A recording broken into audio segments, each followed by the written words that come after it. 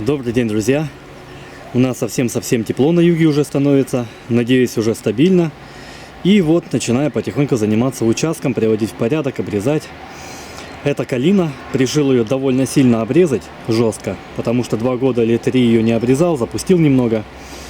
И также вот в процессе обрезки решил предложить вам вариант, и сам буду пробовать. Это калина, как древесина для рукояти. Я уже делал выпуск про бузину.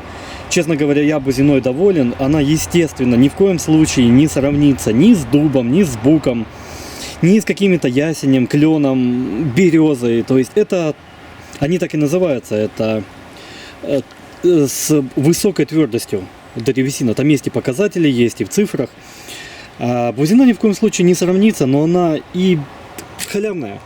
Прям вообще растет на каждом шагу, в зависимости, конечно, от местности. И на самом деле часть задач выполняет просто великолепно. Но калина намного тверже. Это такой же древовидный кустарник, похожий, но намного более твердый и вязкий. И еще насчет этой вот полости, которая внутри, ну ее здесь практически нету. Вот едва-едва, вот она маленькая, вот она, еле-еле. Попробую посушить. Это пойдет у нас в основном на сельхоз инструментик. Какие-нибудь грабельки, там цапочки. Может быть лопатка какая-то. Но вот есть довольно толстый ствол. И это пойдет уже на что-то более серьезное. Возможно, даже на какой-нибудь топорик. Возможно, на кувалду, на обратный всад. Это вообще без проблем вечная будет. В этом я не сомневаюсь. Возможно, на какую-то кирку. Опять же, лопата, грабли. Все что угодно. Действительно, эта древесина намного тверже, чем бузина. Я рекомендую тоже попробовать. Я закину это на сушку. Не знаю, месяца хотя бы на 2-3. Там поглядим. Понятное дело, что оно там вообще должно полгода-год сохнуть. Но это зависит также и от древесины, и условий.